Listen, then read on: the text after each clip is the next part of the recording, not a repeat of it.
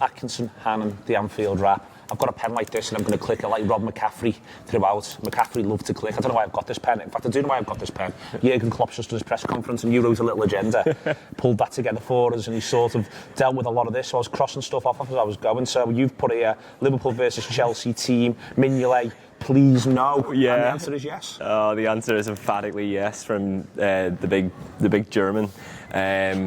I kind of hoped, and I know there's a bit of debate in the free show, but I kind of hoped that he would just keep going with Alisson.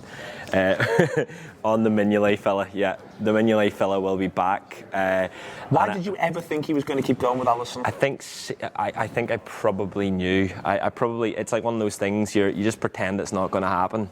I think that I've enjoyed the security of Alisson. I've enjoyed just watching him and getting used to his madness. Yeah. And now I'm going to have to revert back to watching a goalkeeper that we know what his madness is, and none of it's positive.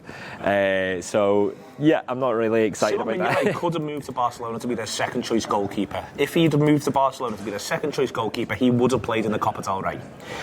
I think that, you know, Mignolet.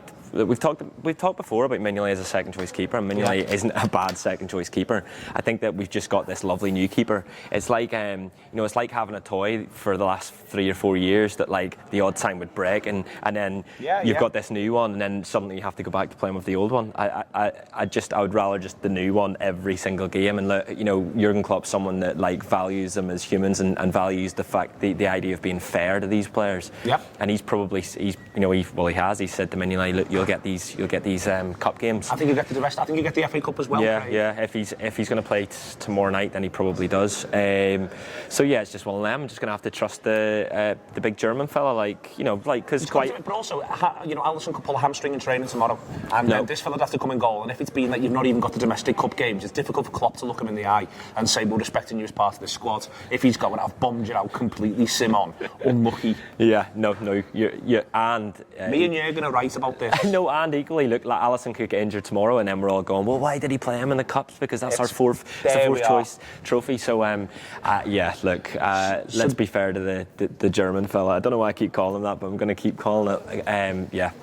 Let's keep it going, and he's probably right. So on the next thing is he said that there will not be 11 changes, there'll be a number of changes, but he's not saying 11. So I think you've got your team here. I think Matip retains his place. I think so too, yeah. But I think Klein and Moreno probably both come in. Is that fair? Yeah.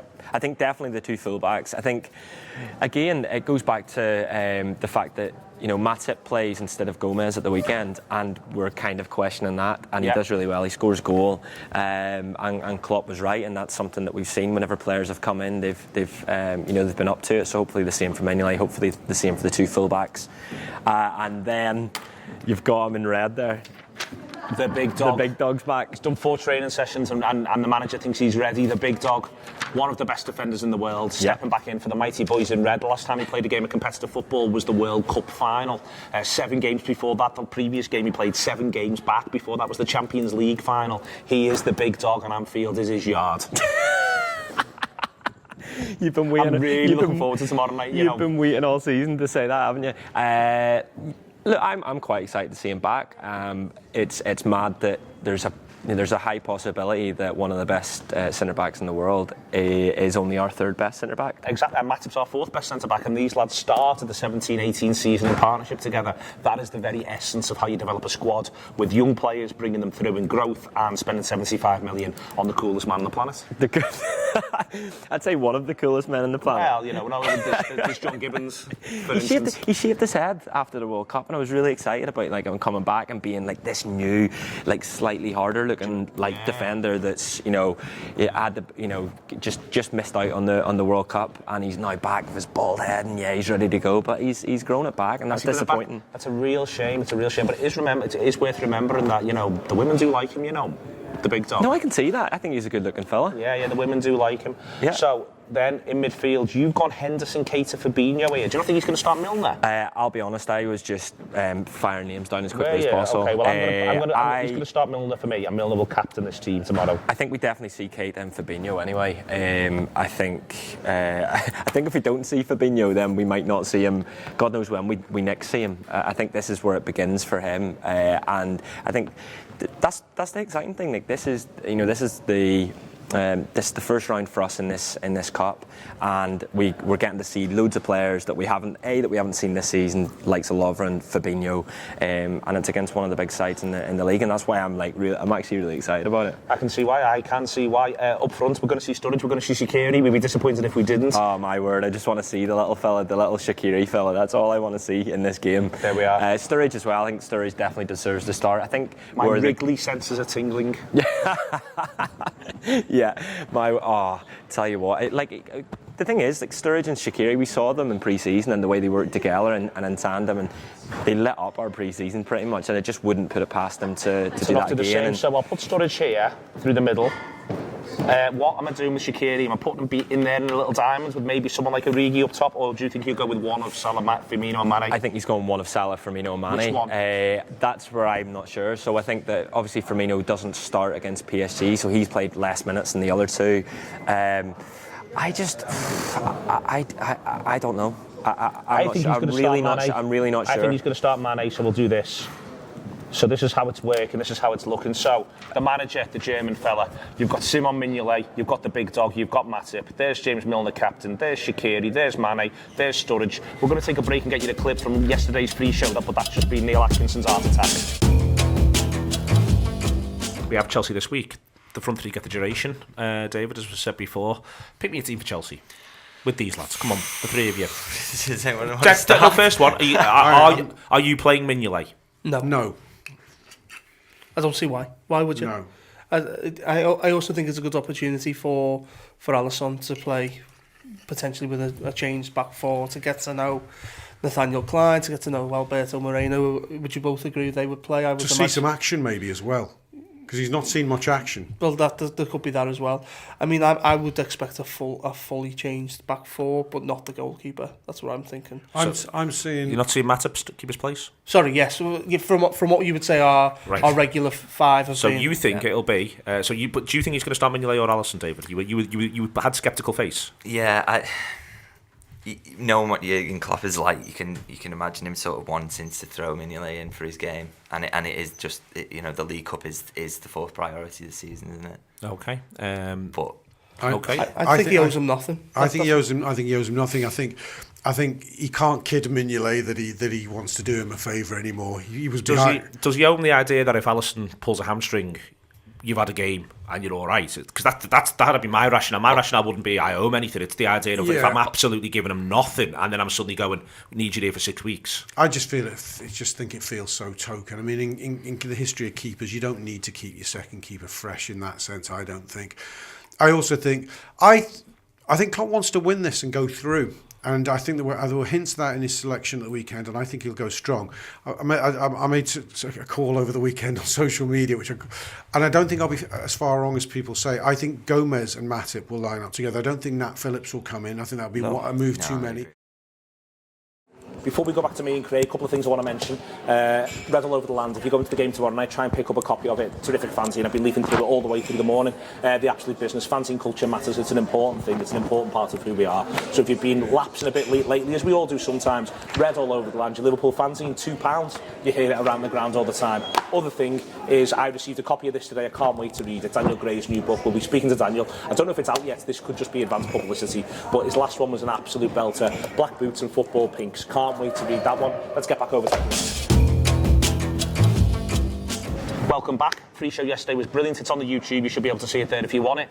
Also, Second Look will be out. And also, there's going to be a Peter Crouch video on YouTube of the conversation that was had with the big fella himself. The actual big fella. Biggest fella. By Gareth Roberts in Waterstones' back bedroom. Essentially, the other week. Hi, Sarah. It's a lovely little back room you've got there. So all that's to come on YouTube. You will see that right the way through. It appears that FIFA are now giving awards for best goal scored against Everton in a season. Isn't that good news? It is good news. like I loved James Miller's tweet where he basically said, "Congrats on winning," and it wasn't even your sixth best goal. It was your sixth best goal or something. I love that. And yeah, look, if they've looked at it and they've thought, right, so Salah needs a goal in here because he scored loads of belters. Who are Liverpool fans going to most want that goal to be, even though it probably isn't his best goal of the season? It's against Pickford. It's against Everton. Thank you. That'll do. I very much enjoyed Well In Again, lads who make YouTube compilations, doing a YouTube compilation of all the other ones that have won this award, as though in some sort of way, shape or form it means winning the internet. It means the opposite of winning the internet. It means losing the internet. I've enjoyed sensible Evertonians saying this is ridiculous, there's a foul in the build-up.